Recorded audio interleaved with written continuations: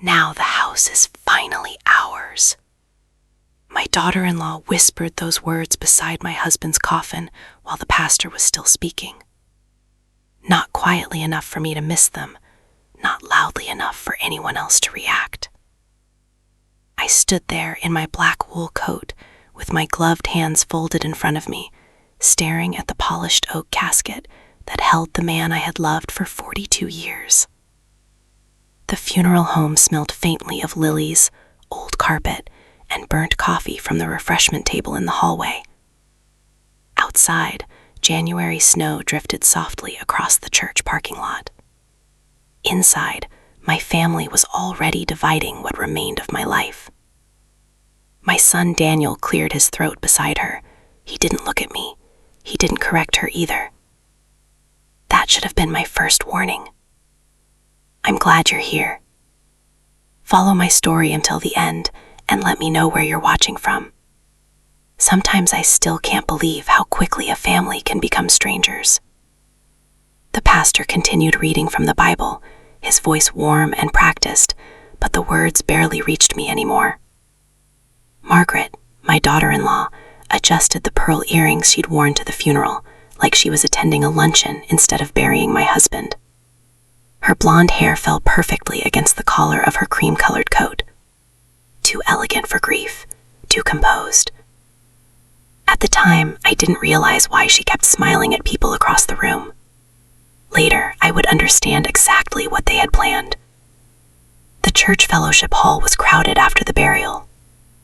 People carried paper cups of coffee and balanced tiny plates of ham sandwiches and cookies while speaking in hushed funeral voices. Everyone kept touching my arm. "I'm so sorry, Evelyn. Harold was such a good man. You let us know if you need anything." I nodded politely each time. That was what women my age did. We nodded. We thanked people. We survived terrible things quietly. But every few minutes, I caught Margaret watching me from across the room. Not with sympathy, with calculation. And every time our eyes met, she looked away too quickly. I thought the humiliation would end there. I was wrong. Daniel disappeared halfway through the reception. I found him eventually near the side hallway, beside the coat rack, speaking softly with Margaret. The moment I approached, both of them stopped talking, and awkward silence settled between us. Margaret forced a smile first. "Evelyn, are you holding up okay?" "Holding up?" Like I was a collapsing shelf. "I'm managing," I answered. Daniel shoved his hands into his pockets. His eyes looked tired, but distant too, detached in a way I'd never seen before. "We were just talking about practical stuff," he muttered. Practical stuff. My husband had been dead for less than 4 hours. "What kind of practical stuff?" I asked gently. Margaret answered before he could. "The house, mostly. It's a lot for one person." There it was again. The house. Not Harold. Not grief. Not family. The house. I looked past them toward the church windows, where snow clung to the edges of the stained glass. Harold and I had attended this church since 1989, back when Daniel still sat beside us, swinging his little legs beneath the pew, back when family meant something softer than ownership. "I'm not thinking about any of that today," I said quietly. Margaret tilted her head sympathetically, but her eyes remained cold. "Of course," she replied. "You need time." The way she said it unsettled me, like she was pretending to give me something she'd already decided to take away. What happened next changed the way I saw my family forever. The drive home from the cemetery felt endless. Daniel insisted on driving me. Margaret sat in the passenger seat, scrolling through her phone while soft instrumental music played through the speakers. The heater hummed quietly against the freezing air outside. No one spoke much.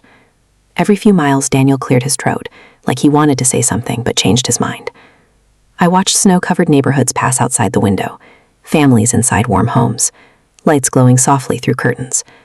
For a moment, I remembered another winter years earlier, Harold driving with one hand on the wheel, while Daniel slept in the back seat after Christmas Eve service. "You know what I love most?" Harold had whispered back then. "What?" "That this is it. This is the good part." I almost broke remembering that. Beside me now, Margaret suddenly turned around in her seat. "You know," she said carefully, "Daniel and I have been talking." Daniel stiffened immediately. "Margaret, he warned softly. But she continued anyway. We just think maybe eventually you'd be happier somewhere smaller. Less maintenance, less stress. I stared at the back of her head. My husband wasn't even buried 6 hours before they started discussing removing me from my own home. Daniel kept his eyes fixed on the road. That hurt worse than her words, because silence can betray you too. I still didn't know how far they were willing to go. When we finally pulled into my driveway, dusk had already settled over the neighborhood. The porch light glowed softly against the snow. Harold always turned it on before we came home after dark, said he never wanted me walking into a dark house. The realization hit me so suddenly, my chest tightened. No one would turn it on for me anymore. Inside, the house felt unbearably still. The funeral flowers had already been delivered ahead of us. White lilies covered the dining room table. Sympathy cards sat stacked beside the lamp near the entryway. Margaret walked in first, carrying her handbag like she belonged there. That should have unsettled me more than it did. Daniel loosened his tie and sighed heavily. You should get some rest, Mom. Mom. Not, how are you doing? Not, do you need anything? Just exhaustion. Obligation. I moved slowly toward the kitchen and reached automatically for 3 mugs before stopping myself. 3. For 42 years, I always made 3 cups of coffee after funerals, church events, family gatherings. 1 for Harold, 1 for me, 1 for whoever came by. My hands trembled slightly as I returned 1 mug to the cabinet. Margaret noticed. Oh, she said softly. That must be hard. The words sounded correct, but empty, like reading sympathy from an instruction manual. I made coffee anyway because I didn't know what else to do with my hands. The kitchen window overlooked our backyard, where Harold once built Daniel a wooden swing set by hand. I could still picture the crooked little baseball cap Daniel wore at age 7. Now he stood in that same kitchen whispering with his wife while pretending I couldn't hear them. You should wait a few weeks, Daniel murmured. I'm just saying we need to think ahead, Margaret whispered back. I kept stirring cream into my coffee, even though I no longer wanted it. At the time, I told myself grief was making me paranoid. Later, I would realize my instincts had been trying to protect me. Around 8 o'clock, people finally stopped calling. The casseroles had been placed in the refrigerator. The sympathy flowers stood motionless in every room, like silent witnesses. Margaret suddenly stood up from the dining room table. Well, she said brightly, I think we should probably head home. Home. Not this house. Their house. Daniel grabbed his coat slowly. Then Margaret looked at the staircase. What are you planning to do with Harold's ossis? She asked casually. My stomach tightened. What do you mean? She shrugged. It's just such a large room. Daniel mentioned maybe converting it eventually. Daniel immediately avoided my eyes again. Eventually. That word lingered in the room like smoke. Harold's office still smelled like him. His reading glasses still rested beside the desk lamp upstairs. His slippers were still beside the bed. And they were already discussing renovations. I thought the cruelty would stop there. It didn't. Before leaving, Margaret hugged me lightly near the doorway. Cold perfume. Expensive fabric. No warmth. You're strong, Evelyn, she whispered. Then she added quietly enough that only I could hear. But you shouldn't stay alone here forever. The way she said forever made my skin crawl. After they left, the silence inside the house became enormous. I locked the front door and leaned against it for a long moment. Then I walked slowly through the living room, turning off lamps one by one. Harold's recliner sat near the fireplace, exactly where he left it before his heart attack 2 weeks earlier. A folded newspaper still rested on the side table, reading glasses beside it. Half-finished crossword puzzle. I sat down carefully in his chair and pulled his cardigan from the armrest into my lap. It still smelled faintly like cedar soap and coffee. That nearly destroyed me. Outside, snow tapped softly against the windows. Inside, I suddenly realized something terrifying. For the first time since Harold died, I no longer felt safe in my own home. And then I noticed something else. The folder Harold always kept on the bookshelf beside his chair was missing. The folder was gone. I stood in Harold's recliner, holding his cardigan against my chest, while staring at the empty space beside the bookshelf. For a moment, I honestly questioned myself. Maybe I had moved it. Maybe one of the church ladies had accidentally picked it up while helping clean after the funeral. Grief does strange things to memory. That's what people kept telling me. But deep down, something felt wrong. The house had changed overnight. Not physically, not yet, but emotionally. The warmth was gone. I slept badly that night, or maybe I didn't sleep at all.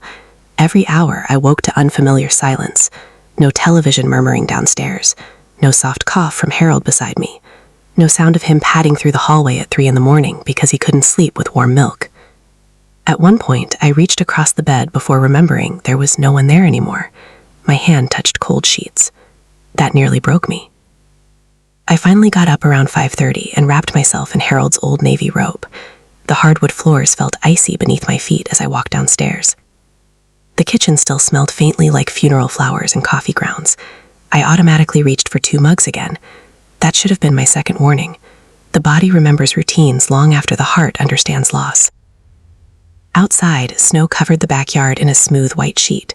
Harold would have already been outside shoveling the walkway by now, complaining dramatically about his knees while secretly enjoying every minute of it. I could almost hear him. Coffee first, Evie, then we deal with winter. I stood at the sink staring through the window for so long the coffee machine beeped twice.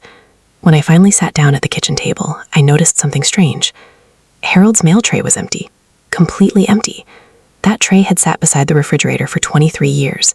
Harold kept every important document there until he had time to organize it in his office.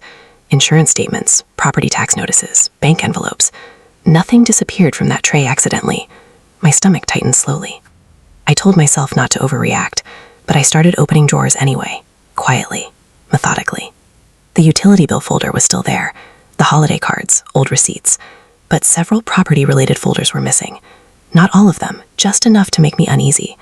At the time, I still wanted to believe there was an innocent explanation. Later, I would realize someone had been very selective. The phone rang around 8.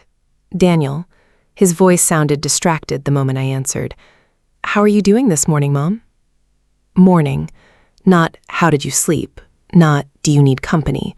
Just obligation wrapped in politeness. "I'm all right," I lied. There was a pause. Then muffled whispering in the background. "Margaret." Even through the phone, I recognized her voice immediately. Daniel lowered his tone. "We'll probably stop by later today." Probably. As if visiting his widowed mother had become another errand to squeeze between appointments. "That's fine," I said. Another pause. Then he asked something that made my chest tighten. "Have you gone through Dad's paperwork yet?" There it was again. Paperwork. The house. Documents. Never grief. Never Harold. I stirred my coffee slowly, even though the cream had already settled. "No," I answered carefully. "Not yet." "Okay," he replied too quickly. Then Margaret's muffled voice whispered something sharper this time. Daniel sighed. "Well, maybe don't move things around until we get there." We. Not me. Not our family home. Them. That conversation sat heavily with me long after we hung up. I thought the discomfort would pass once they arrived. I was wrong. Around noon, Daniel and Margaret pulled into the driveway. Margaret stepped out first, wearing expensive leather boots, completely unsuited for snow. She carried a large tote bag and smiled brightly when she walked inside. Too brightly. "You should really let us help organize things," she said immediately, removing her gloves. Not hello. Not how are you feeling today. Organize things. I noticed Daniel carrying empty storage boxes from the trunk. That made my stomach drop. "What are those for?" I asked carefully. Daniel avoided my eyes again. "Just getting ahead on stuff." Stuff. My husband's life had become stuff. I still didn't know how far they were willing to go. Margaret moved through the house with unsettling confidence, opening cabinets, checking drawers, walking into Harold's office without asking. At one point, I heard her whispering to Daniel upstairs. The moment I entered the hallway, silence. Instant silence. That tiny moment chilled me more than shouting would have. Micro-tensions. Tiny fractures. The kind families pretend not to notice until everything collapses. I busied myself in the kitchen because I suddenly felt like a guest in my own home. I reheated leftover casserole from the church ladies and sliced bread nobody touched. At the kitchen counter, I found myself folding one of Harold's dish towels over and over again, just to keep my hands steady. That was when Margaret walked in holding a framed photograph. My breath caught immediately. It was our wedding picture. Me at 26 in leaf sleeves. Harold grinning beside me outside St. Andrew's Church. Margaret smiled lightly. "This frame's pretty outdated," she said. "I thought maybe we could modernize some things eventually." Eventually again. That word was starting to feel dangerous. I took the frame gently from her hands. I like it the way it is.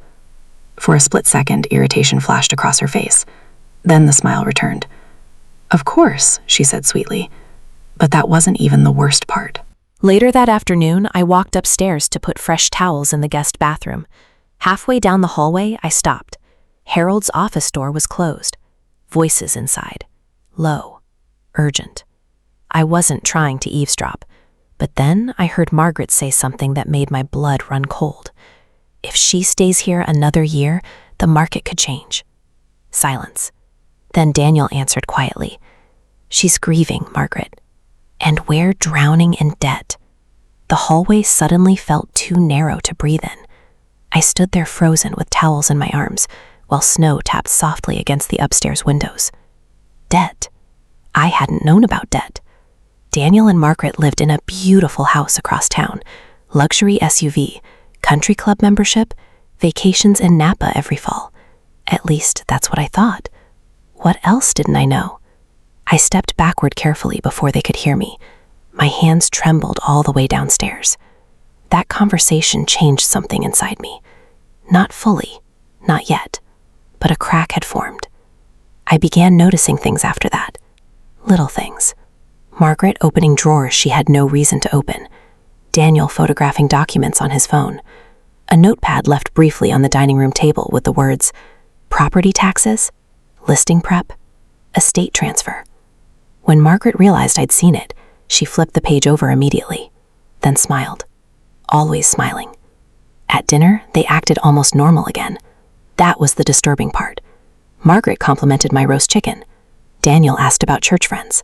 That underneath everything sat tension thick enough to choke on, like actors forgetting lines in the middle of a play. At one point, Daniel looked around the dining room quietly. You know, he said carefully, this house is probably worth a fortune now. I set my fork down slowly. Harold used to hate conversations about money at the dinner table. He always said, a home should feel lived in, not priced. I wondered if Daniel even remembered that anymore. Margaret sipped wine casually. There's a young family moving into the neighborhood, she said. Homes around here sell fast. I looked at both of them across the table, then at Harold's empty chair. No one spoke for several seconds. That silence told me more than words could have. I thought the evening would finally end peacefully. Then I walked into the living room and noticed something missing. Harold's recliner. Not the chair itself, the small brass key he always kept taped beneath the armrest. Gone. Completely gone. My pulse quickened immediately. Almost nobody knew about that key. Not even Daniel.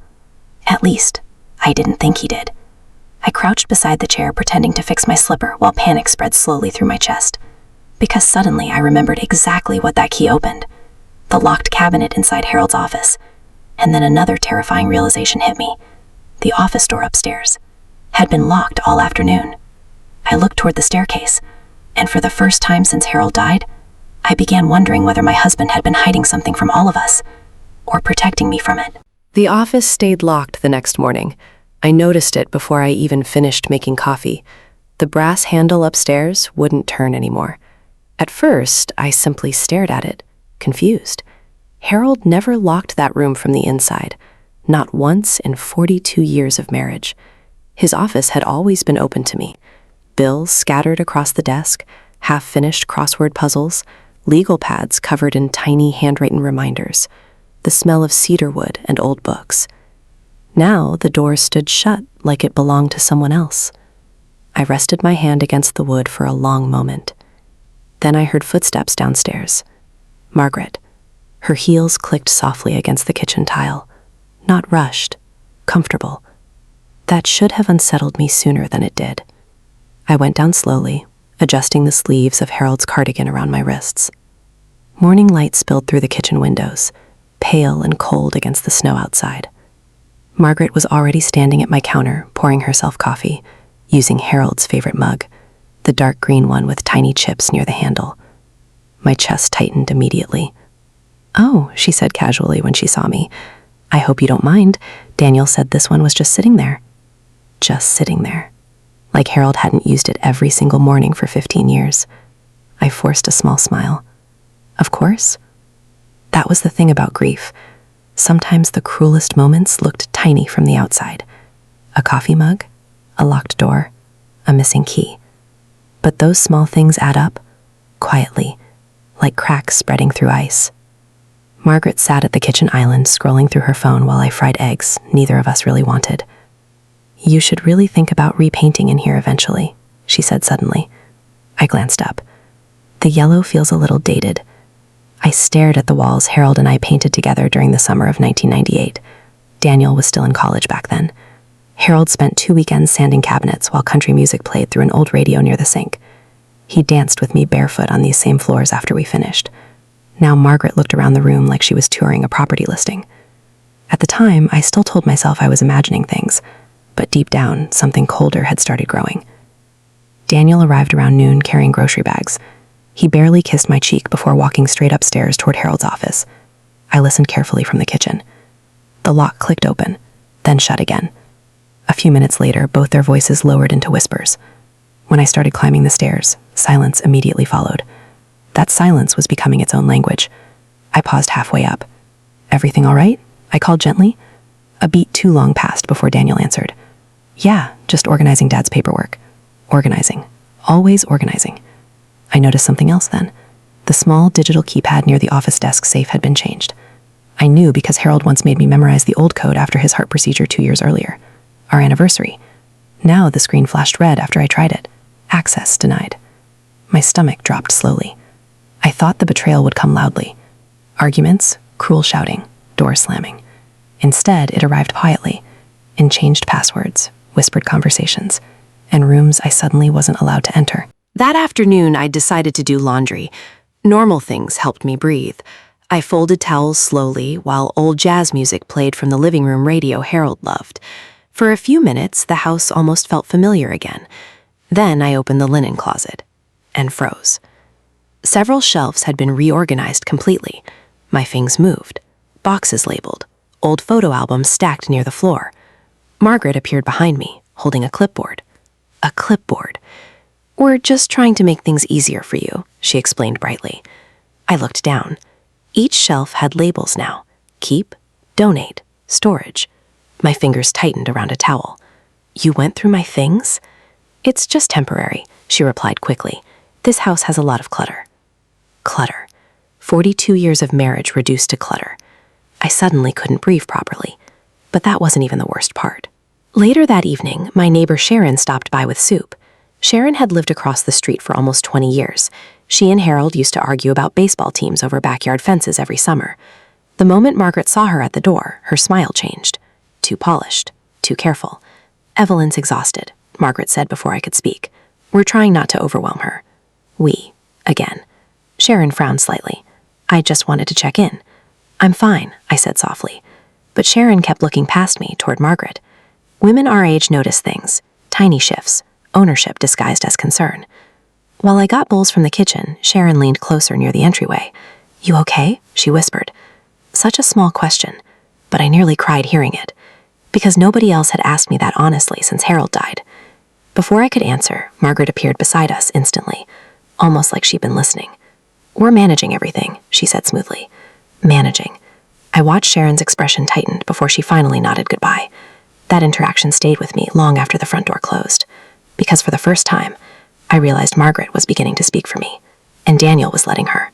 That night, I went looking for an old insurance folder Harold kept downstairs. It wasn't where it belonged. Neither were several banking files. Instead, I found fresh manila folders stacked neatly inside the cabinet. New handwriting.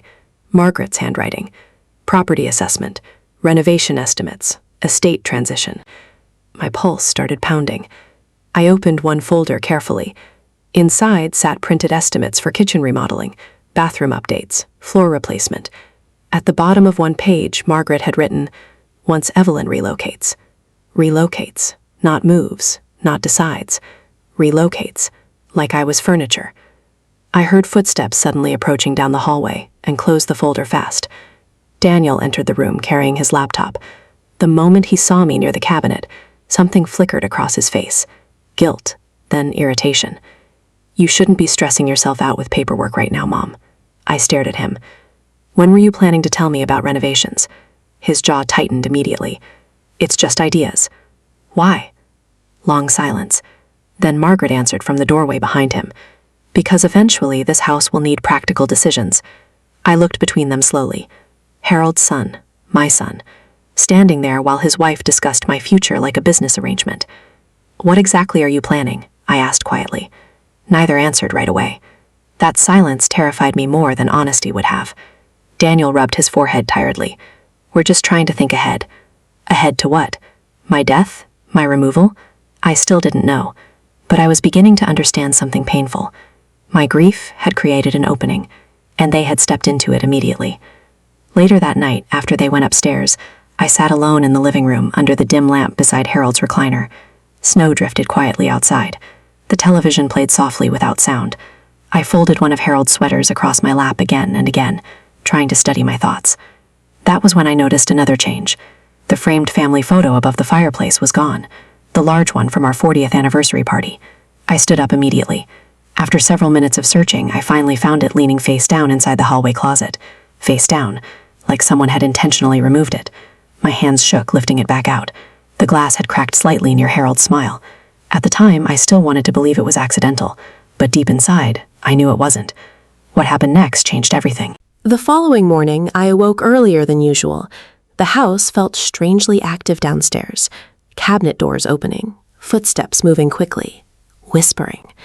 When I entered the kitchen, I stopped cold. Margaret had hired movers. 2 men in navy uniforms stood near the dining room carrying empty boxes. Daniel looked startled seeing me. "Mom, we were going to tell you." "Tell me what?" Nobody answered immediately. One mover shifted awkwardly beside the staircase. Margaret finally smiled tightly. "We're just helping clear out unnecessary rooms." Unnecessary rooms. My husband's house suddenly felt like a hotel under renovation. I looked toward the dining room. Several of Harold's bookshelves were already half empty. And then I saw it. One of the movers carrying a box labeled, "Master Bedroom, Donate." Something inside me turned cold. Not broken, cold. Because for the first time since Harold died, I realized they weren't preparing for the future. They were already erasing me from it. And upstairs, I suddenly heard the office safe door open. The safe door opened upstairs.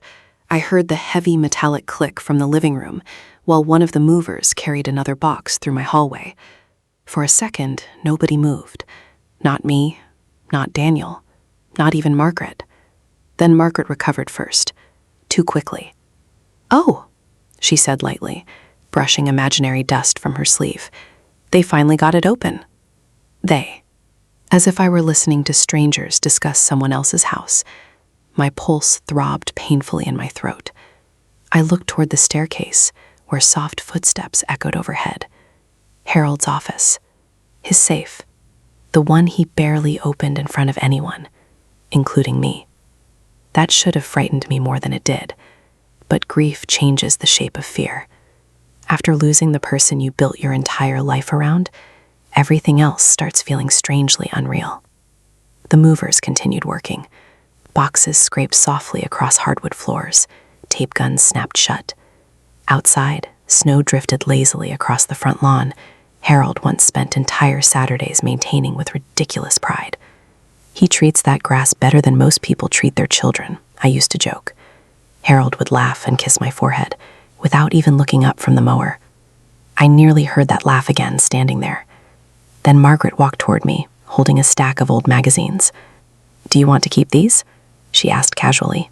They were mine. Recipes I'd clipped for years, holiday decorating ideas, little handwritten notes tucked between pages in Harold's crooked handwriting. "Evie, make this tie again." My fingers tightened slightly. "Yes," I said quietly. "I want to keep them." Margaret smiled. But I noticed the annoyance underneath it now.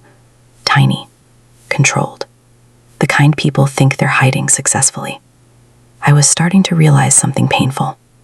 Margaret had mistaken my grief for weakness. And Daniel was letting her. I thought the morning couldn't feel colder. Then I walked upstairs. Harold's office door stood open.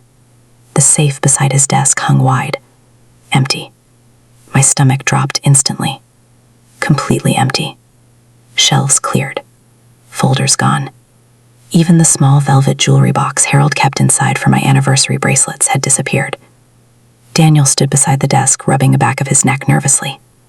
"We're just organizing important documents," he said before I even asked. Important documents. Again, I looked slowly around the room. The office no longer felt like Harold.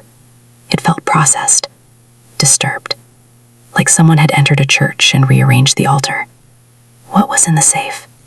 I asked softly. Daniel avoided my eyes. "Mostly legal stuff. Mostly."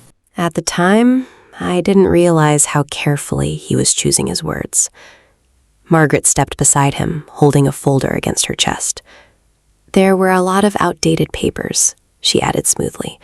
"Insurance things, old investments, house maintenance records." House maintenance.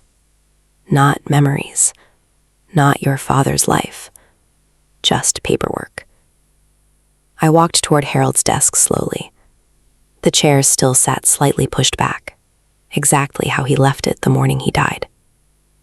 Coffee stain near the lamp. Reading glasses beside the calendar. His handwriting on the last page. Dinner with Evelyn. Friday. We never got that Friday. That realization hit me so suddenly I had to steady myself against the desk. For a moment, nobody spoke. Then Margaret broke the silence. "We thought maybe eventually this room could become a nursery." Nursery. I turned toward her slowly. She smiled carefully, like she expected me to be excited. Daniel finally looked uncomfortable. "Margaret." "What?" she asked defensively. "We talked about kids." Kids. Inside my husband's office. 3 weeks after his funeral. Something inside me went very still. Not anger. Not yet. Just stillness. The dangerous kind. What happened next made me understand exactly how alone I had become. That afternoon, after the movers left, I found myself sitting in the den holding one of Harold's old flannel shirts. Blue plaid, soft from decades of washing. I used to complain he refused to throw old clothes away. "Because they're comfortable," he'd always say. Comfortable. That word suddenly felt sacred. The house no longer felt comfortable. Every room carried tension now. Margaret speaking too softly. Daniel watching me too carefully. Doors closing halfway instead of fully open. I folded Harold's shirt slowly across my lap, while winter light faded through the curtains. And without meaning to, I drifted backward into memory. 1991. Daniel was 12. A thunderstorm knocked power out across the neighborhood, and Harold lit candles all over the living room while pretending we were pioneers surviving the wilderness. We ate canned soup on the floor beside the fireplace. Daniel laughed so hard milk came out his nose. Harold laughed harder than both of us. That house held thousands of tiny moments like that. Christmas mornings, science fair projects, quiet Sunday football games, Harold asleep in his recliner with one hand still holding the remote. And now strangers were carrying pieces of that life into cardboard boxes labeled "Donate." I thought the humiliation would stop there. I was wrong. Around dinner time, Margaret started rearranging the kitchen cabinets. Without asking, I stood silently near the stove, watching her move dishes around while Daniel sat at the table scrolling through his phone. "That doesn't go there," I said gently, after she moved Harold's coffee mugs. "It makes more sense this way," she answered. More sense. As if 40 years of habit suddenly needed correction. I looked at Daniel. He didn't look up. That hurt worse than her words. Because betrayal feels different when it arrives through silence. Margaret continued opening drawers confidently, throwing away expired spices, reorganizing utensils, removing old magnets from the refrigerator. At one point, she held up a faded photograph Daniel made in second grade. Stick figures, crayon sun, "Miss You, Dad," written crookedly across the top after Harold's first business trip. Margaret laughed softly. We should probably declutter some of this sentimental stuff. Sentimental stuff. I reached for the drawing immediately. "No," I said quietly. She paused, then smiled again, always smiling, but her eyes hardened for half a second. That tiny expression told me more than words ever could. Later that evening, Daniel finally approached me alone. I was folding laundry upstairs when he appeared in the doorway. For a moment, he almost looked like my son again, tired, uneasy. "Mom," he said softly, "Margaret's just trying to help." I kept folding towels. "Help who?" Long silence. He leaned against the doorframe heavily. "You don't understand how stressful things have been lately." Stressful? I almost laughed hearing that word. My husband was dead. My home was changing around me by the hour, and somehow I was expected to comfort them. "What's going on financially, Daniel?" His expression shifted immediately. Too fast. Nothing dramatic, just panic flickering behind his eyes before disappearing again. That should have been my biggest warning yet. "It's complicated," he muttered. "How complicated?" Another silence. Then footsteps approached upstairs. Margaret. Daniel straightened immediately, like a child caught doing something wrong. "We'll talk later," he said quickly. But later never came. That conversation haunted me all night, because for the first time, I realized something else might be happening beneath the surface, something bigger than grief, bigger than the house. At 2 a.m, I woke thirsty and walked downstairs carefully in the dark. Halfway through the hallway, I froze. Light spilled softly beneath the office door. Voices inside. Daniel and Margaret, arguing quietly. "You promised me there was more," Margaret hissed. "There is," Daniel whispered sharply. "When?" "I'm handling it." "You better be." I stood motionless outside the room while my heartbeat pounded so loudly I thought they'd hear it. Then Margaret said something that made my blood turn cold. "If she finds out before we secure the transfer." The floor creaked beneath me accidentally. Instant silence. Absolute silence. I backed away immediately before they opened the door. My hands shook so badly I spilled water across the kitchen counter downstairs. Secure the transfer. Transfer what? The house? Money? Something Harold left behind? I didn't know, but I suddenly remembered something from years earlier. One summer evening after Daniel left for college, Harold sat beside me on the back porch watching lightning bugs drift through the yard. "If anything ever happens to me," he said quietly, "promise me you won't let people pressure you." I laughed back then. Who would pressure me? Harold didn't answer right away. He just stared out toward the dark lawn. Then finally, "Sometimes grief makes good people act strangely." At the time, I thought he was talking about funerals. Now I wasn't so sure. The next morning, I walked into the kitchen and stopped cold again. Harold's chair at the table was gone. Gone. Not moved. Gone completely. I stood staring at the empty space while sunlight spilled across the floorboards where it used to sit. Margaret looked up from her coffee calmly. "Oh," she said, "we moved it into storage. It was taking up too much room." Too much room. My husband's chair. 42 years of breakfasts, Sunday newspapers, quiet late-night conversations, reduced to inconvenience. And then I noticed something else sitting on the kitchen counter beside Margaret's purse.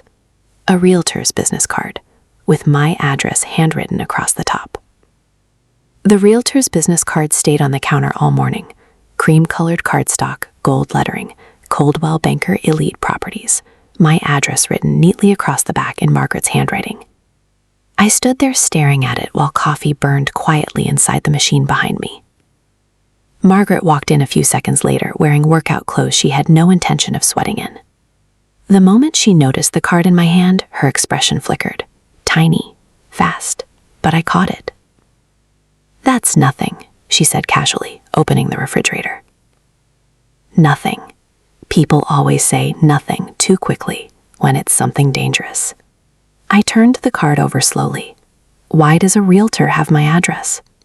Margaret grabbed a yogurt cup without looking at me. We were just exploring options. Options. Such a harmless word for something that suddenly made me feel homeless inside my own kitchen. At whose request? That made her pause. Only for a second, then the smile returned. You know how the market is right now, she said lightly. Daniel thought it might be smart to know the home's value. The home. Not your home. Not Harold's home. The home. Language matters when people stop loving you. That should have been enough warning, but somehow, it still wasn't. Daniel came downstairs moments later looking exhausted, dark circles under his eyes, wrinkled shirt, a man unraveling quietly. When he saw the card in my hand, he stopped midway across the kitchen. Nobody spoke. The silence stretched too long. Finally, he sighed. It's not what you think, Mom. I noticed he didn't actually explain what it was. What should I think? I asked softly. Margaret answered first. That eventually this house may be too much for one person. Again, always circling the same destination, not immediately, not openly, just slowly conditioning me to disappear. I set the card carefully back onto the counter. Then I walked out of the kitchen before either of them could see my hand shaking. I thought the humiliation would stop feeling personal eventually. Instead, it kept finding new ways to hurt. That afternoon, I drove to the grocery store for the first time since the funeral. Normal errands suddenly felt enormous after loss. The world keeps moving while yours quietly stops. I walked slowly through familiar aisles, beneath fluorescent lights, while soft country music played overhead. Harold used to come with me every Thursday morning just to complain about produce prices and sneak cookies into the cart when I wasn't looking. I almost reached for his favorite oatmeal out of habit, then stopped. That tiny moment nearly folded me in half. An elderly employee stocking soup cans smiled gently at me. Your husband usually came with you, right? I nodded once. He passed recently. Her face softened immediately. I'm sorry, honey. Those 3 words affected me more than anything Daniel or Margaret had said all week, because strangers still saw my grief. My own family saw inconvenience. At checkout, my phone buzzed. Margaret. I almost ignored it, but something told me not to. Hello? Her voice sounded unusually cheerful. Hey, Evelyn, quick question. Do you know where Harold kept the original deed paperwork? The shopping cart handle went cold beneath my fingers. Why? Oh, no reason. Daniel's just trying to organize legal things. Legal things. Again. Always legal things. Never memories. Never mourning. I looked down at my grocery cart, full of soup, tea bags, and frozen dinners for one. I don't know. I answered carefully. That was partly true. Harold handled most paperwork privately after retirement. There were things he mentioned, and things he didn't. Margaret sighed softly. Well, if you happen to find anything, don't move it around, okay? Okay.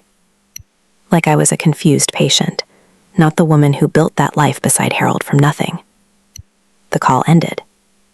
But something inside me stayed unsettled. Because for the first time, I realized they were searching for something specific. And they hadn't found it yet. What happened next? Changed everything. When I returned home, Daniel's SUV was gone. But Margaret's car remained in the driveway. I carried groceries quietly through the garage entrance and immediately heard voices inside the dining room. Margaret's voice. And another woman's. I froze. Great bones, but definitely needs updating, Margaret was saying. A pause. Then another voice answered professionally. Well, homes in this neighborhood move quickly. My chest tightened instantly. Realtor. I set the grocery bags down silently beside the laundry room door. Every instinct told me to walk away. Instead, I stepped closer. The dining room doorway sat partially open. From there, I could see Margaret standing beside the window with a tall brunette woman holding a leather folder. The realtor. She still thinks she's staying here long term? The realtor asked carefully. Margaret laughed softly. Not kindly. She's emotional right now, but eventually she'll understand she can't manage this place alone. I stopped breathing. The realtor lowered her voice. And ownership? Margaret crossed her arms confidently. Daniel's the only child. It'll transfer eventually. Eventually. Again, that word. Always spoken like a countdown clock I wasn't allowed to see. The realtor glanced around the room. You'll want to stage it carefully before listing. Listing. My knees nearly gave out hearing that word inside my own house. At the time, I still wanted to believe Daniel wasn't fully involved. Later, I would learn silence can be participation. I backed away before they saw me. My heart pounded so violently I had to steady myself against the hallway wall. For several minutes I stayed hidden near the garage entrance, listening to fragments drift through the house. Property value. Quick sale. Retirement communities. Retirement communities. There it was. Not hinted anymore. Planned. I thought grief was the worst feeling a person could survive. I was wrong. Nothing compares to realizing people are waiting for you to become smaller. More manageable. Easier to remove.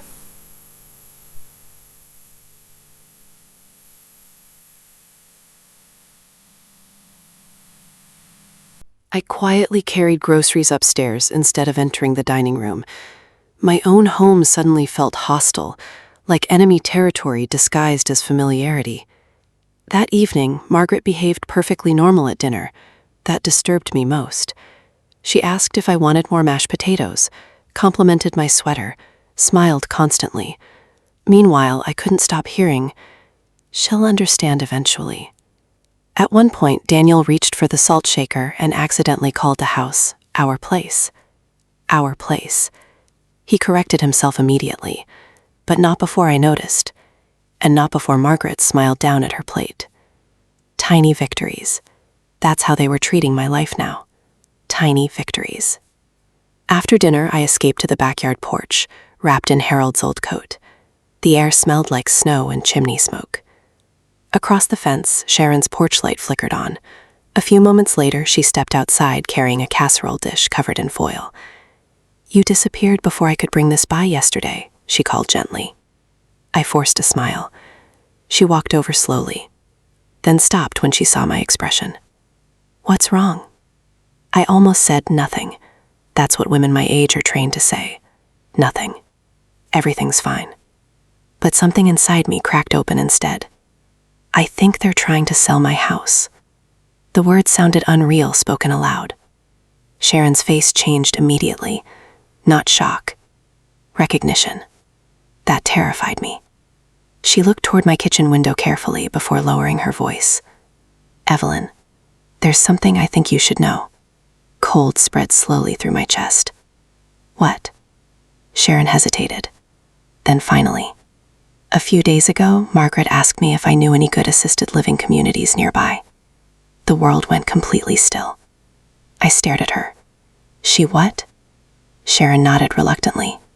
"She said you probably wouldn't want the responsibility of a large property anymore." Responsibility. That word again. Everything sounded so reasonable when Margaret said it aloud. That was part of what made her dangerous. Sharon stepped closer. "And yesterday, I saw a realtor's car here, so the whole neighborhood was starting to notice." Humiliation burned quietly beneath my skin. Not loud humiliation. The colder kind. The kind where people start pitying you. I looked back toward the kitchen window. Margaret moved around inside, beneath warm yellow lights. Comfortable. Relaxed. Like she already belonged there. Sharon touched my arm softly. Harold would never have wanted this. That nearly destroyed me. Because suddenly I remembered something else. 3 months before his death, Harold stood beside me in this exact backyard while trimming rose bushes. "You know what scares me most about getting older?" he asked suddenly. I laughed softly. "What?" "Leaving you alone with people who underestimate you." At the time, I thought he was joking. Now I wasn't sure. What happened next made my stomach drop. Around midnight, I woke thirsty again. The house sat silent except for the humming refrigerator downstairs. As I passed the staircase, I noticed light beneath Harold's office door. Again.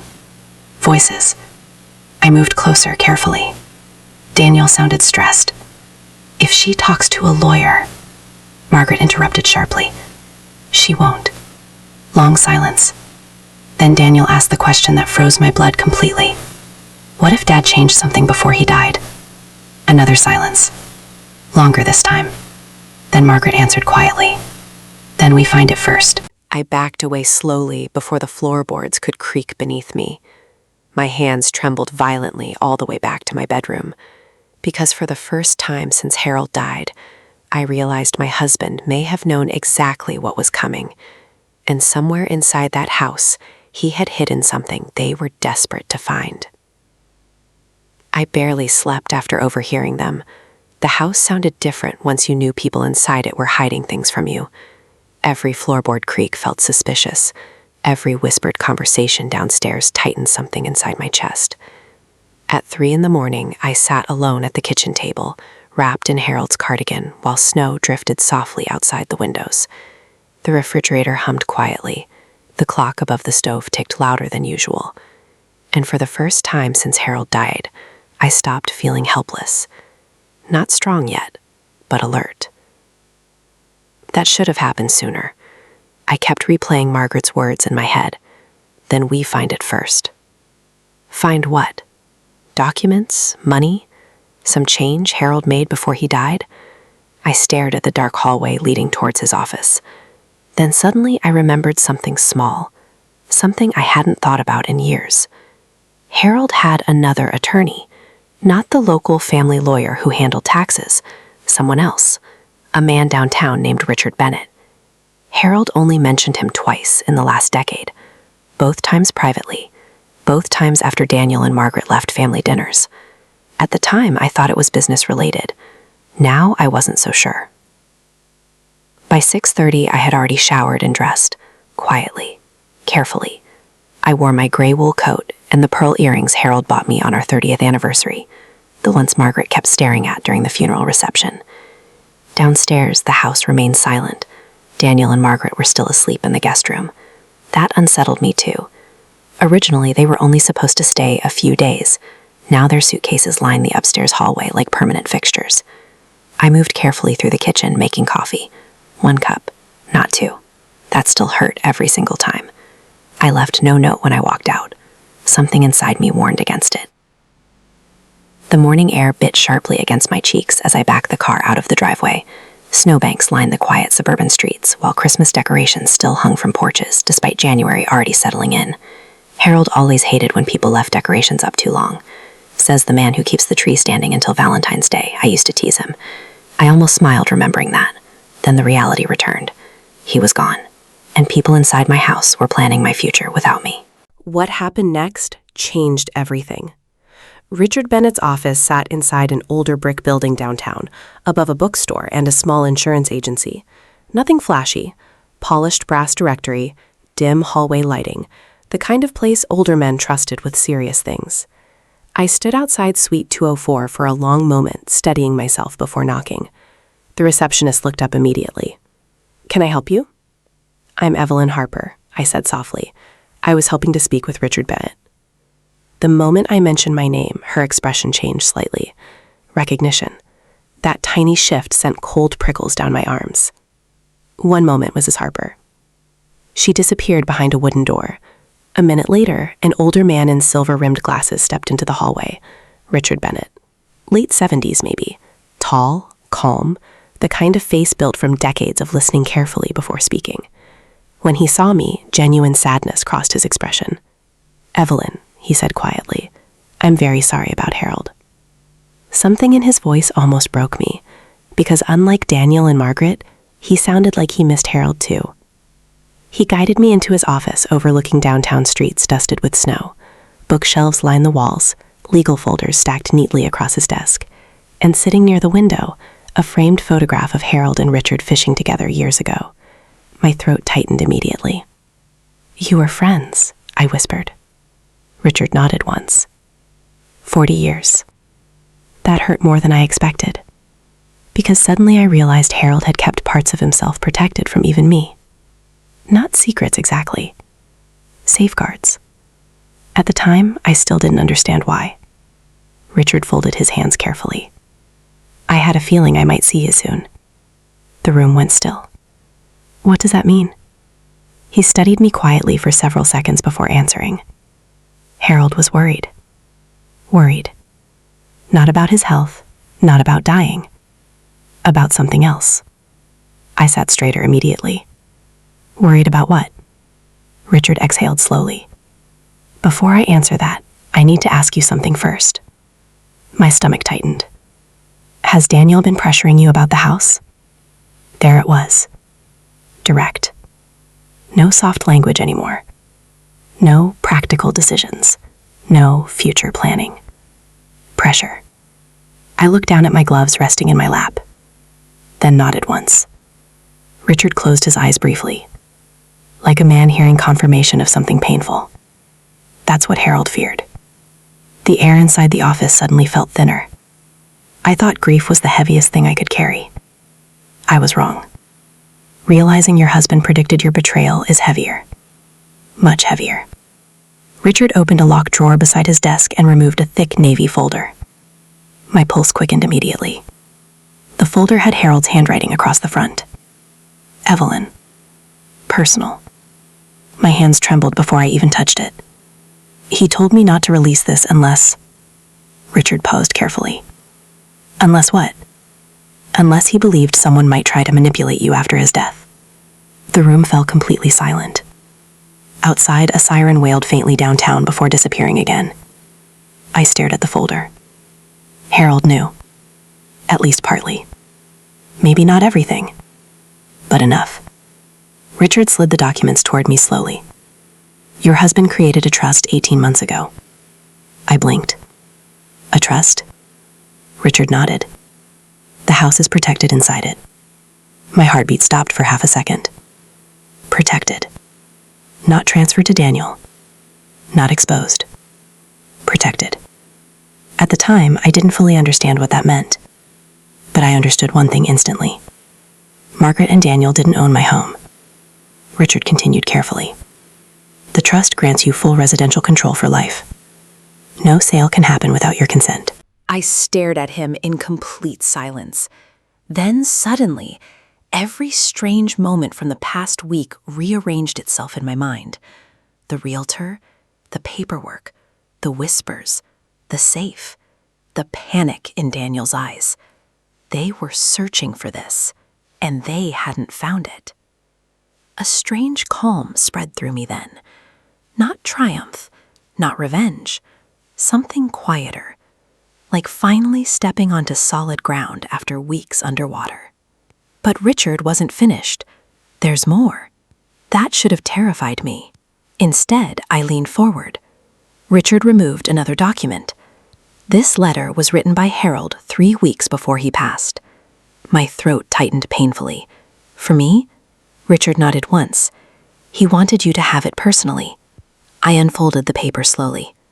Harold's handwriting stared back at me immediately. Steady, familiar, beautiful. Evie.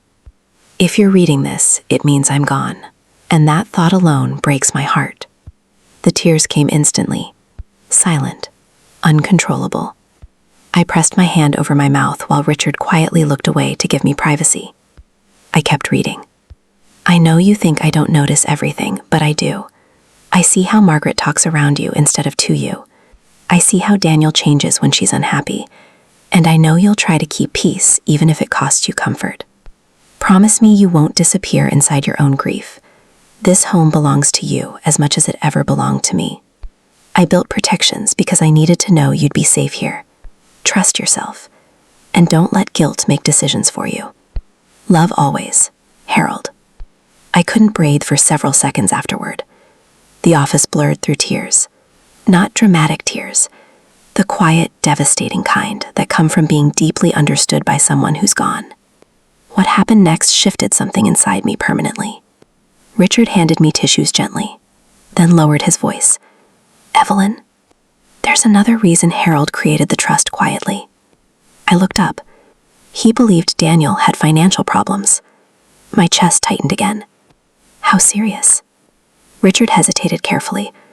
"I don't know everything, but Harold discovered multiple loans connected to Daniel's business investments."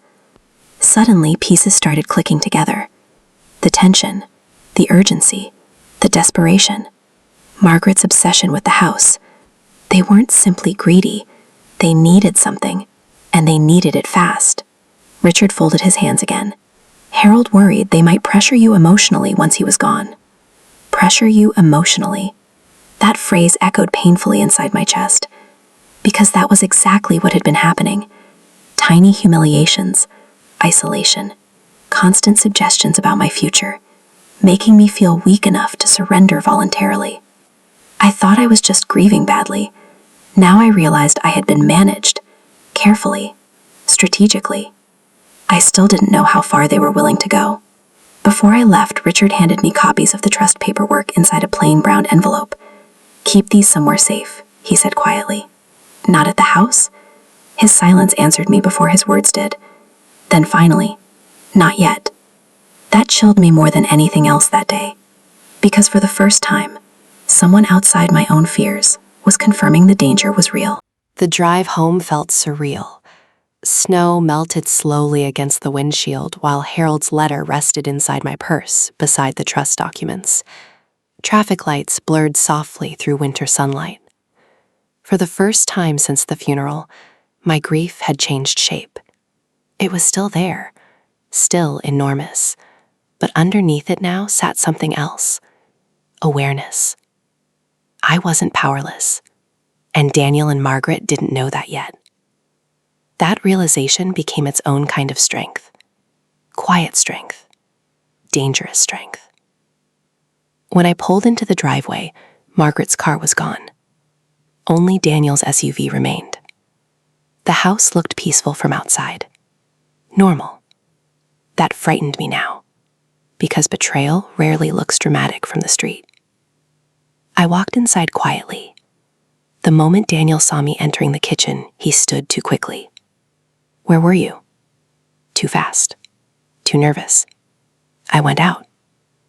His eyes immediately searched my hands, my purse, my coat, looking for something. That tiny moment told me everything. Then I noticed another thing. The hallway closet door stood partially open, and inside, someone had gone through Harold's old coat pockets. Daniel had gone through Harold's coat pockets. I knew it instantly. The closet shelves were slightly crooked now. One coat sleeve hung half inside out. The old cedar sachet I kept near Harold's winter jackets sat torn open on the floor. Tiny details. Tiny violations. That was how betrayal kept entering my life lately. Quietly. I stood in the hallway holding my purse tighter against my side, while Daniel watched me from the kitchen doorway. "You okay?" he asked, too casually. I looked at him for a long moment before answering. "I'm tired." That part was true. Grief exhausts you, but pretending not to notice betrayal exhausts you even more. Daniel nodded slowly. Then his eyes drifted again toward my purse. That should have frightened me more than it did, because for the first time since Harold died, I wasn't confused anymore. I knew they were searching for something, and now I knew exactly what it was. I kept Richard Bennett's envelope hidden beneath the trunk liner in my car that night. Not inside the house, not anywhere Margaret could accidentally organize. The realization alone nearly broke my heart. 42 years in that home, and suddenly I trusted my locked car more than my own family. What happened next made everything colder. The following morning, I walked downstairs and stopped halfway into the kitchen. Harold's photographs were gone. not all of them, only certain ones. The framed picture beside the refrigerator from our trip to Maine? Gone. The anniversary portrait near the staircase? Gone. Even the small black and white wedding photo Harold kept near the coffee station had disappeared. My chest tightened instantly. Margaret stood near the sink, slicing strawberries into a glass bowl. "Oh," she said lightly when she noticed me looking around. "I packed some things away." Packed away, like Harold himself had become seasonal decoration. "Why?" I asked quietly. She shrugged without looking up. I thought constantly seeing photos might make grieving harder. At the time, I almost admired how smoothly she lied. Everything sounded caring when Margaret said it slowly enough. I walked toward the cabinet and opened it carefully. Inside, stacked behind serving trays, sat 3 framed photographs wrapped in newspaper, face down. I touched the edge of one frame gently, Harold smiling at Daniel's college graduation. Folded away like clutter. Something inside me hardened further, not loudly, quietly, like ice forming across a lake overnight. Daniel entered the kitchen moments later, tie half fastened, phone pressed against his shoulder. "No, we still don't have access yet," he muttered, before noticing me. He froze immediately, then lowered his voice. "I'll call you back." Access, another word that suddenly sounded dangerous. I poured coffee slowly while Daniel avoided eye contact. Margaret finally spoke first. "We were thinking maybe this weekend we could start clearing the upstairs guest room too." Clearing, always clearing, removing, rearranging, reducing my life piece by piece. "For what?" I asked calmly. Margaret exchanged a quick glance with Daniel, then smiled. "Well, eventually, if you transition somewhere smaller, we'll probably need space for a nursery." Nursery again. Always future plans built on my disappearance. Daniel rubbed his forehead tiredly. "We're just discussing possibilities, Mom." Possibilities. I looked down into my coffee cup because suddenly I understood something painful. Neither of them spoke about my future with me in it anymore. That realization stayed with me all day. I thought the humiliation couldn't become more personal. I was wrong. 3 days later, Margaret invited people over for dinner, without asking me first. I found out when I walked downstairs and saw wine glasses arranged across my dining table. My dining table. The one Harold refinished himself one summer, while Daniel complained about sanding wood in 90-degree heat. "You're hosting something?" I asked carefully. Margaret smiled brightly from the kitchen island. "Just a few friends. I figured maybe some company would cheer everyone up." Everyone. As if grief worked like background music you could drown out with appetizers. By 6:30, 4 couples filled the dining room, laughing softly over wine and roasted chicken, while jazz played through the speakers Harold bought for our anniversary. I sat quietly near the far end of the table, listening to strangers compliment the property. Not the home, the property. One man admired the backyard size. Another joked about how valuable homes in our neighborhood had become. Margaret glowed through all of it, comfortable, performing ownership. At one point, a woman across from me smiled politely. "So how long have you lived with Daniel and Margaret?" Lived with them. Not they lived with me. A tiny sentence, but it landed like humiliation poured slowly across my skin. Margaret answered before I could. "Oh, Evelyn's staying with us while she figures things out." Figures things out? I stared at her, then at Daniel. He said nothing. Not one word. That hurt more than anything else, because silence from your child sounds different than silence from strangers. It sounds chosen. I excused myself quietly before dessert. Upstairs, I sat alone on my bed staring at Harold's empty side, while muffled laughter drifted upward from downstairs. And suddenly I remembered another dinner party years ago, 1997. Christmas lights glowing through the windows, Harold carrying prime rib proudly through the dining room while Daniel stole olives off serving trays. Music, warmth, family. Back then, this house felt alive. Now it felt staged, like I was slowly becoming invisible inside it. That should have been the lowest point, but Margaret wasn't finished yet. The following Sunday after church, Daniel suggested brunch at a restaurant downtown. For one brief moment, I almost felt hopeful, normal. Maybe things would soften outside the house. Maybe grief had simply made everyone awkward. I wanted to believe that. The restaurant buzzed with post-church families when we arrived. Plates clattered, coffee steamed beneath hanging lights. A hostess led us toward a booth near the windows. Margaret slid in beside Daniel while I sat across from them. Almost immediately, she began talking about senior living communities, not quietly, openly, like discussing weather. "There are some really beautiful places now," she said while stirring cream into her coffee. "Fitness classes, transportation, social events." I stared at her. Daniel kept reading the menu. "There's even one near the lake with independent cottages," Margaret continued brightly. "You wouldn't have to worry about maintaining such a large house anymore." There it was again, the script, repeated so often it was becoming rehearsed. A waiter approached with waters. Margaret smiled warmly at him. "My mother-in-law's been overwhelmed lately," she explained. "We're trying to help her transition." Transition. The waiter nodded sympathetically toward me. Sympathetically. Humiliation burned hot beneath my skin. Not because of the words themselves, because she said them publicly, like my life had already become a family management project. I looked at Daniel one last time, expecting him to stop her, to defend me, to remember who raised him. Instead, he stared silently at the salt shaker beside his plate, and in that moment, something inside me finally stopped waiting for him. What happened next changed the balance completely. That evening, after dinner, I walked into the garage searching for extra batteries. Near the recycling bins sat 3 flattened cardboard boxes. One had bold black marker across the side. "Evelyn, keep for facility." Facility. I stared at the words for several seconds before understanding fully. Not discussion anymore. Preparation. Actual preparation. My knees weakened slightly.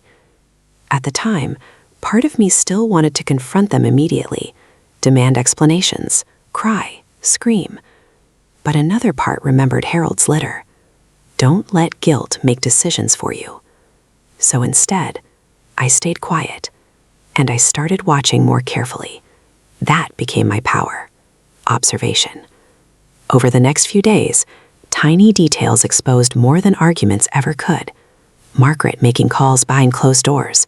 Daniel checking mortgage rates online late at night. Folders disappearing from Harold's office. The realtor visiting twice while I was supposedly grocery shopping. And then came the moment that chilled me most. Wednesday evening. I came downstairs unexpectedly and heard Margaret laughing softly near the kitchen. "Once she's settled somewhere smaller, we can finally renovate everything." Finally. Like I was the last obstacle standing between her and the life she wanted. Daniel answered quietly this time. "What if she refuses?"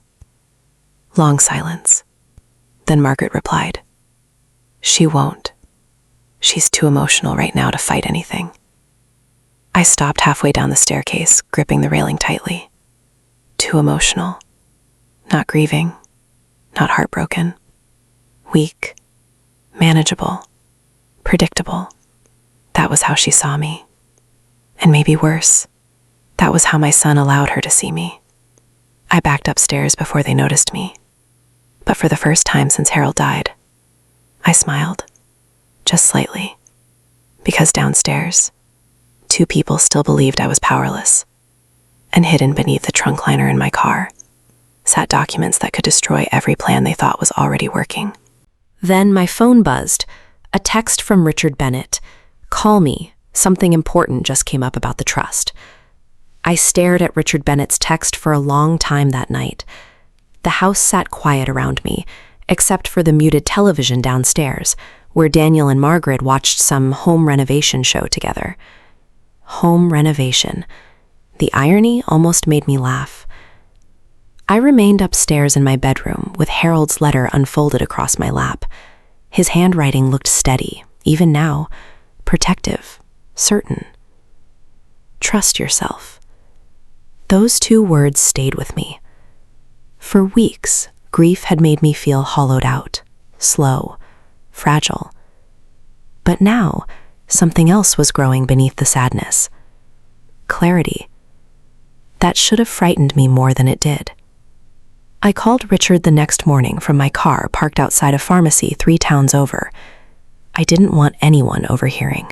Richard answered immediately. "Evelyn," he said quietly, "has Daniel mentioned a family meeting yet?" My grip tightened on the steering wheel. "No. He will." A cold silence settled inside the car. Richard continued carefully. "One of Harold's business associates contacted me yesterday. Apparently, Margaret's been telling people the house will be listed soon." Listed. Already speaking as if it belonged to them. I closed my eyes briefly. "There's more," Richard added. That phrase again, always followed by something painful. "She's also been asking questions about removing a beneficiary occupant from inherited property." My pulse slowed instead of quickened. Oddly enough, I wasn't shocked anymore. Maybe betrayal loses its ability to surprise you after enough repetitions. "What does that mean exactly?" I asked. "It means she's looking for ways to force you out." The words landed calmly this time. Not because they hurt less, because part of me already knew. Outside the windshield, snow melted slowly along curbs, while people carried shopping bags between stores completely unaware that my entire family was quietly collapsing. Richard lowered his voice. "Evelyn, whatever happens next, do not sign anything." That sentence stayed with me all the way home. What happened next changed everything. The family meeting happened 2 nights later. Margaret orchestrated it carefully. Of course she did. Around 4 that afternoon, she cleaned the dining room herself for the first time since Harold died. Candles lit, table polished, fresh flowers arranged near the windows. Performance. Everything with Margaret was performance. Daniel spent most of the evening pacing quietly between rooms, checking his phone, avoiding eye contact, sweating slightly despite the cold weather. By 6 o'clock, 2 additional people arrived, Daniel's younger cousin Mark and Aunt Patricia from Columbus. That surprised me, not because they came, because they looked uncomfortable before even entering, as if they'd been given partial information already. Margaret greeted everyone warmly, too warmly. "We just thought it would be good to discuss Evelyn's future together as a family." My future, like I was a retirement account requiring group management. I sat quietly at the dining table, wearing Harold's navy cardigan while candles flickered softly against polished wood. For one strange moment, I remembered old Thanksgiving dinners, Harold carving turkey, Daniel laughing too loudly at football games, Patricia bringing store-bought pies and pretending they were homemade. Warmth. History. Now every face looked tense beneath the same dining room lights. That emotional contrast nearly broke me. I thought humiliation had reached its limit already. I was wrong. Margaret began speaking first after everyone sat down. Calm, measured, almost rehearsed. "We've all been really concerned about Evelyn," she said gently. Concerned.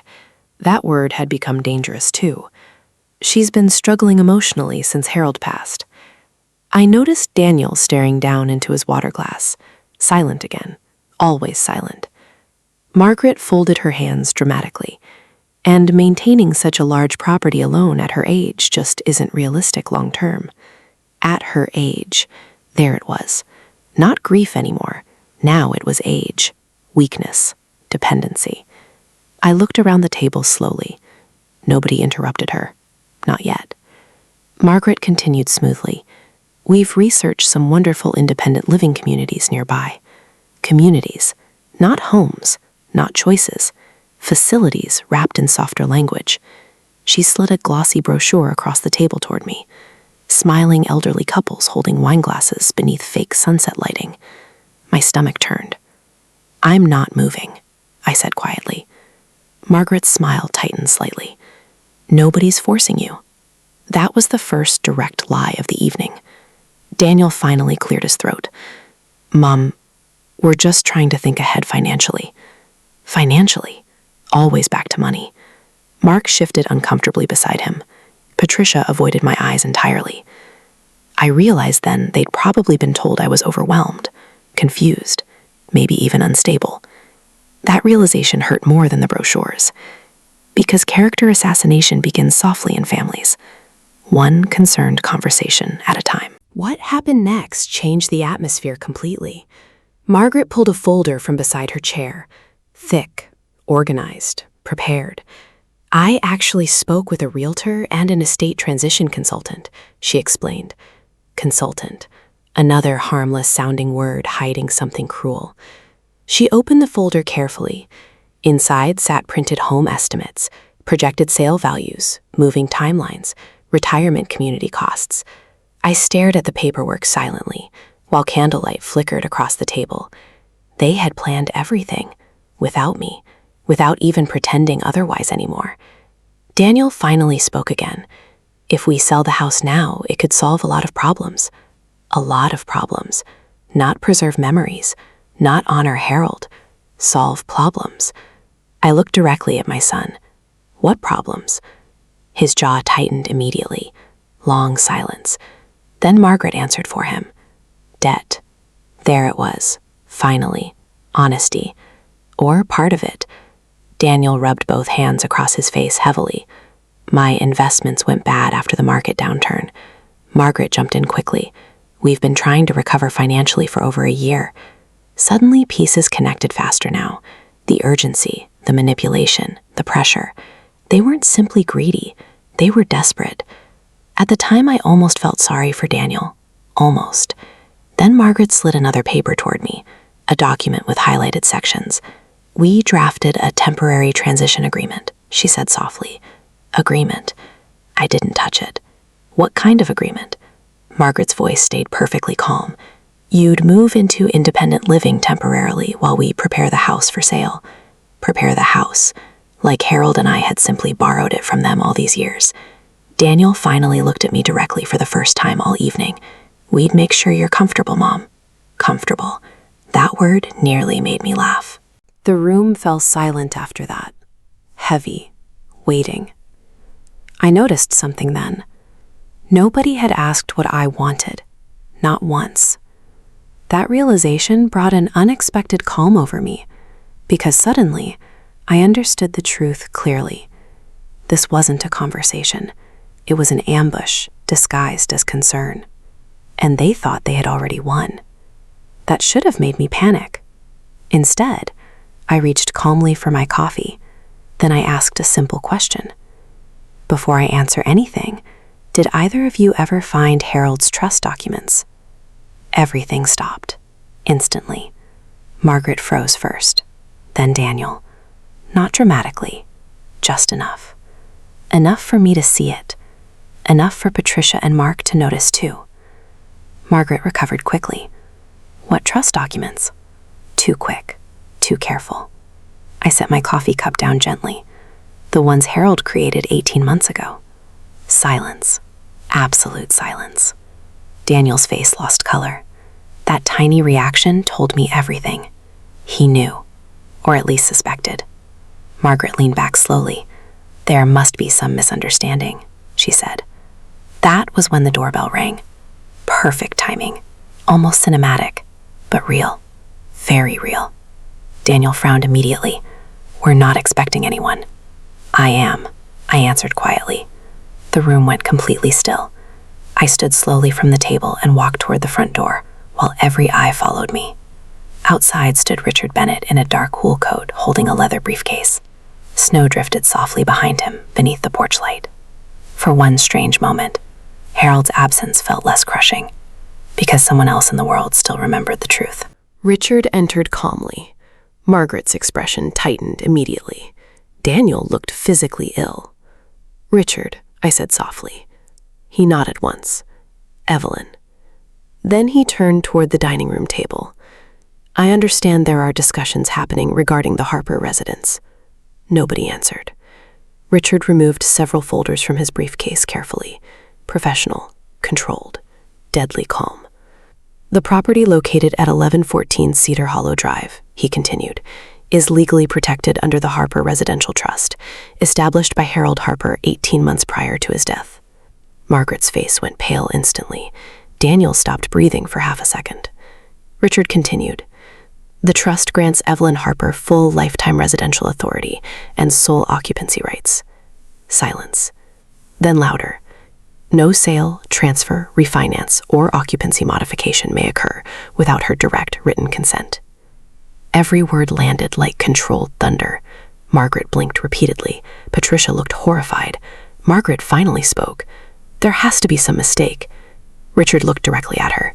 There is no mistake. Then he placed another document calmly onto the table. Additionally, any attempt to coerce or pressure the primary beneficiary regarding relocation may constitute legal interference. The room turned ice cold. I watched Margaret's composure crack for the first time. Tiny cracks, but real. What exactly are you implying? She asked sharply. Richard didn't raise his voice. I'm not implying anything. Then he added, I'm documenting it. That sentence changed everything. Daniel looked at me finally, not as weakness, not as burden, as someone he no longer understood. And for the first time since Harold died, I saw fear in my son's eyes. Real fear. Margaret stood abruptly from the table. This is ridiculous. Richard calmly opened one final folder. Oh, he said quietly. There's also the matter of Harold's supplemental inheritance instructions. Everybody froze again. Supplemental instructions? Even I hadn't known about those. Richard looked toward me carefully. Harold requested these be disclosed only if attempts were made to pressure you from the home. The room became so silent, I could hear the refrigerator humming from the kitchen. Then Richard opened the folder, and Margaret's face lost every remaining trace of color. The room sat frozen around her.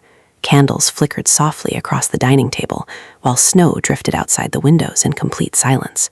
Nobody moved. Nobody even breathed properly. Richard Bennett adjusted his glasses calmly and opened the final folder. Daniel looked physically ill now. His hands trembled slightly against the edge of the table. For the first time in weeks, I saw my son not as a stranger, but as a frightened little boy trapped beneath terrible decisions. That realization hurt more than victory ever could. Richard removed a single document carefully. Harold Harper included a secondary clause within the trust, he explained evenly, specifically regarding coercion, manipulation, or attempted displacement of Evelyn Harper from the residence. Margaret swallowed hard. What does that mean exactly? She asked. Richard looked directly at her. It means Harold anticipated pressure. The room turned colder somehow.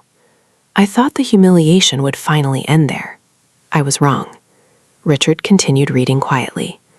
In the event that any immediate family member attempts to pressure, manipulate, or relocate Evelyn Harper against her wishes, said individuals forfeit any future discretionary inheritance distributions connected to the Harper Residential Trust. Daniel stared blankly. Margaret's mouth opened slightly. No, she whispered immediately. That can't. It can, Richard interrupted calmly. Then he slid the paperwork across the table. Signed, witnessed, notarized, ironclad. The silence afterward felt enormous, not dramatic, heavy, like an old building finally settling after years of hidden damage. Patricia covered her mouth slowly. Mark leaned backward in his chair, staring at Daniel in disbelief. And suddenly I understood something painful. Everyone at that table expected me to cry tonight. Nobody expected Harold to still be protecting me. What happened next changed the entire balance of the room. Margaret stood abruptly from her chair. This is insane, she snapped, not smiling anymore, not soft, not patient. The mask had finally cracked. We've done nothing except try to help her. Her. Not Evelyn anymore. Not family. Just obstacle. Richard remained perfectly calm. The trust documentation suggests otherwise.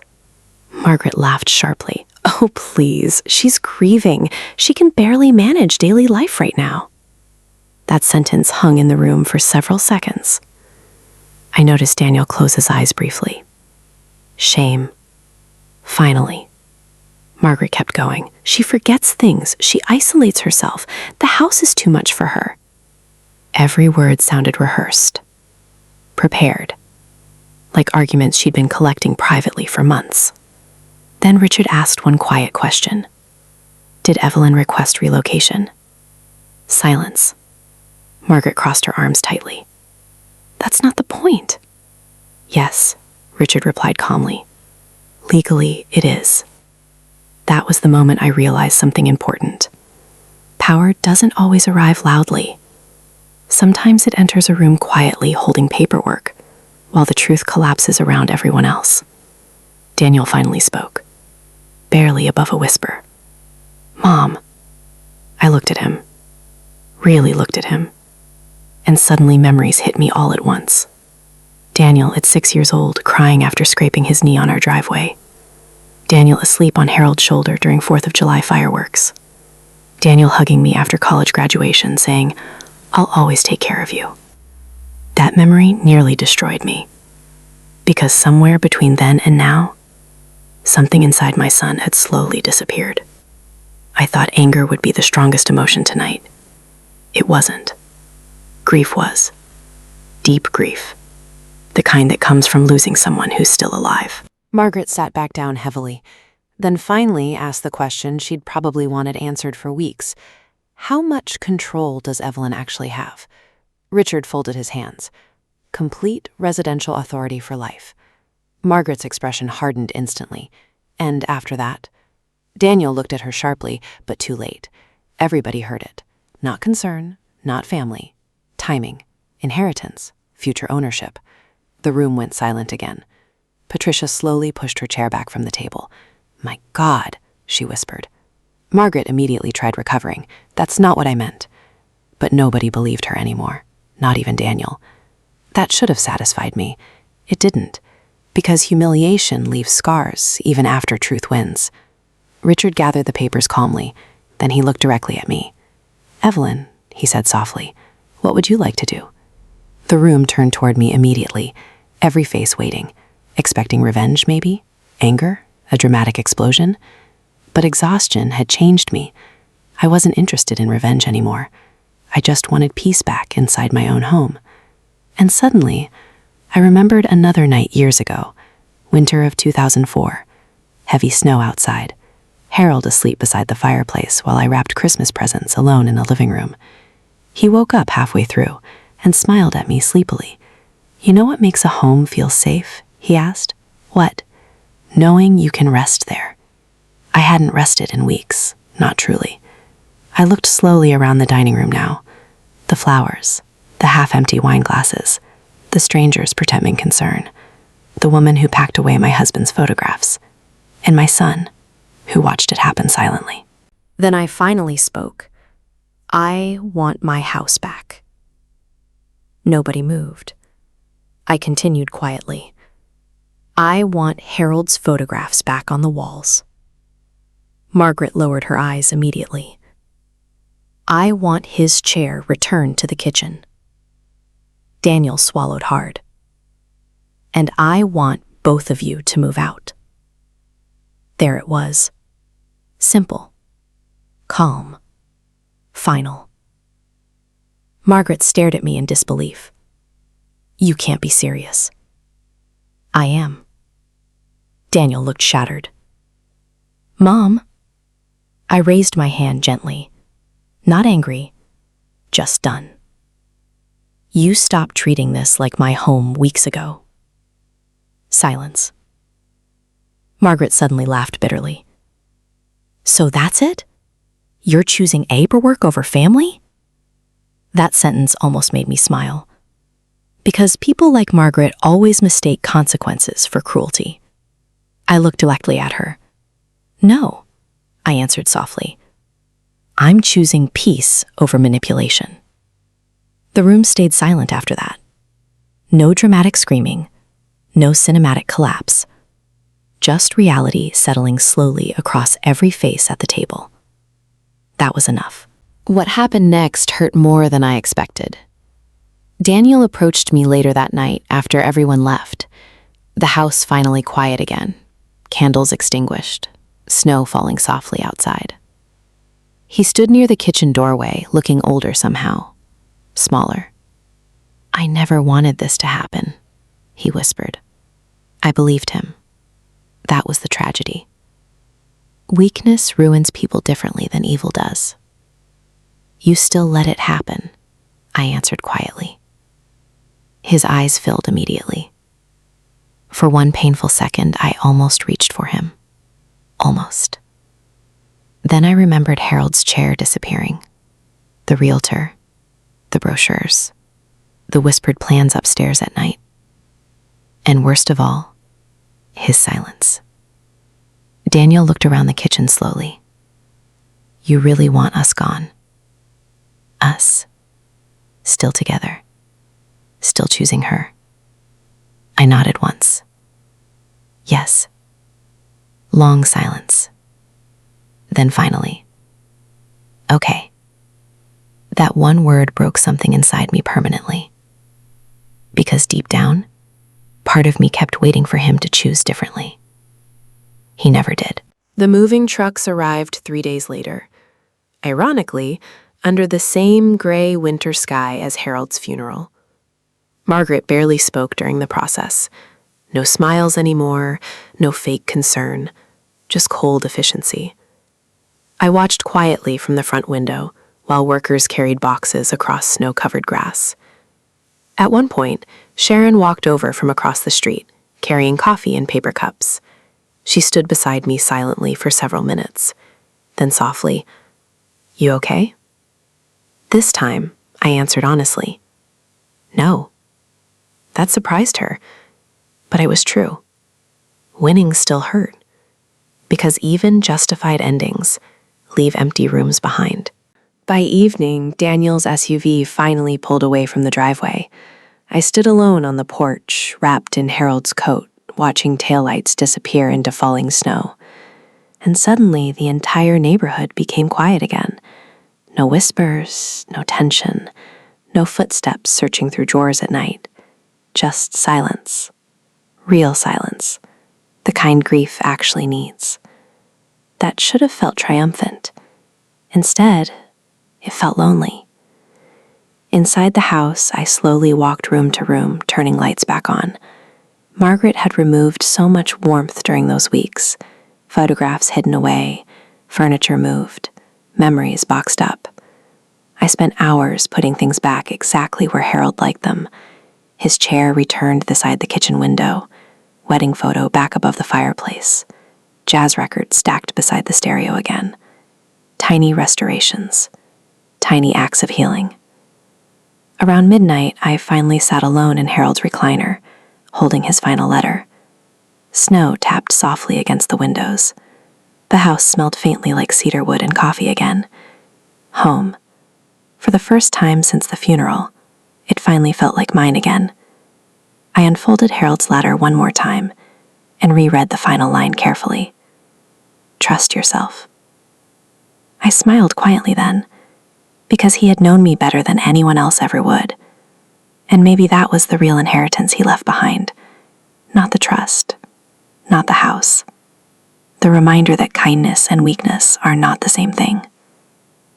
Outside, snow continued falling across Cedar Hollow Drive, while the porch light glowed warmly against the dark. The same porch light Harold always left on for me. Only now, I understood why he worked so hard to make sure I'd never lose it.